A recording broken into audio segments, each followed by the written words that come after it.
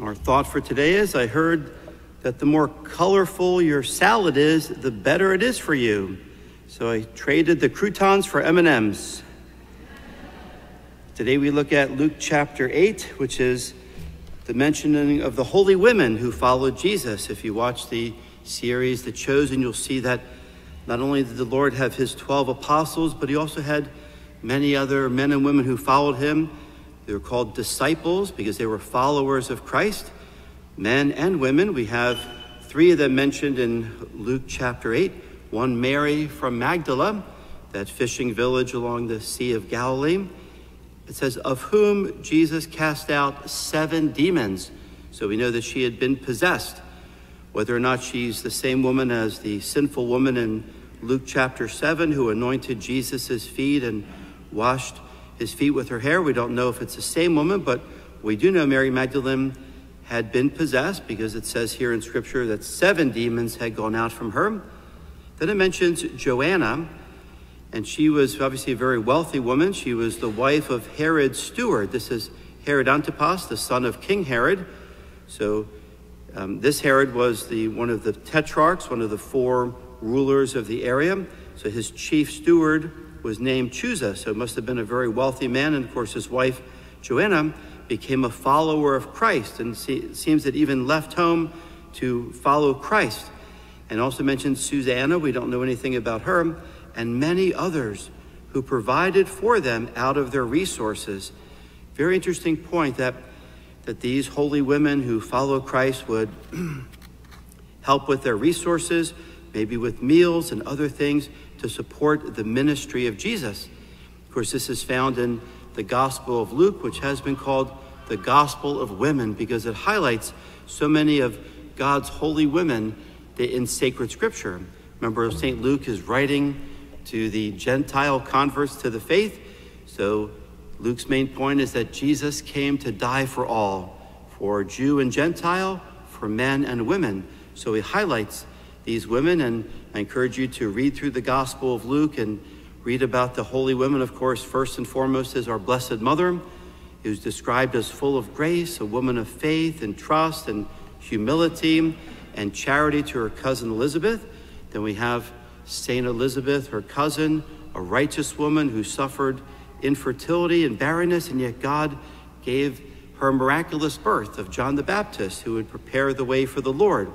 Then in Luke's Gospel, we have Anna the prophetess, the 84-year-old woman who got to hold Jesus in her arms and spent the rest of her life telling people that the Messiah had been born. So she becomes an evangelist to share the faith. Then in Luke chapter 7, we have that sinful woman who had been forgiven so much, and that's because of that she loved much. And then also in Luke 7, we have the widow of Nain, and her son was brought back to life by Jesus and entrusted back to her. So we have this widow who received the mercy of God. And then we just heard in Luke chapter 8 about Mary Magdalene, Joanna, the wife of Chusa, the steward of Herod, and then Susanna. And then we also have in Luke chapter 8, the woman who had been bleeding, the internal bleeding, and she went out and said, if I can only touch the tassel of the Lord's garment, I'll be cured. What great faith. What great examples of faith in the Gospel of Luke, where she reaches out, touches the Lord's tassel, and he realizes that healing power has flowed out from him, and she is immediately cured. And then the last couple women mentioned in the Gospel of Luke, St. Martha and Mary, the sisters of Lazarus. Mary, the example of contemplative life, Martha, the example of active life, of hospitality. And so they both serve the Lord in a different way. Martha, of course, is overwhelmed and gets anxious about her many jobs. But Jesus says to Mary, Mary has chosen the better part and will not be taken from her. And then in chapter 13, there's a woman who's cured on the Sabbath. And then in chapter 21, the widow's mite. This widow who gave her 2 pennies into the collection, all she had to live on, as an act of trust and faith in God. And lastly, chapter 24, the women at the empty tomb. And the first ones to receive the message from the angels that Jesus has risen from the dead. And they're told to go back and proclaim that message to the apostles who were locked themselves in the upper room out of fear. And so they also become evangelizers. They become sharers of the good news. But what happens? The apostles don't believe them. They say, so it's women's tales. And yet, so of course we know that the Gospels are true, because if you're going to be starting a religion and claiming that Jesus rose from the dead, you wouldn't choose women to be your first key witnesses of the resurrection. Women, sadly, in those days, their testimony was not even accepted in court. And yet we know it's true, because the apostles tell us what happened, that the women went to the tomb, it was empty. The angel said, Jesus is risen from the dead.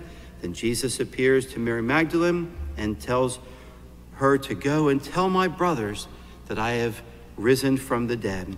So I encourage you to look at the Gospel of Luke sometime, which is beautiful examples of the faithfulness of women. And women have a special role in God's plan. They're not called to be ordained priests or deacons, but they have a special role in other ways to be disciples of Jesus and to be helping with the evangelization and the needs of Holy Mother Church. So we have so many great women mentioned in the Gospel of Luke, and we have so many wonderful women, saints in heaven, interceding for us.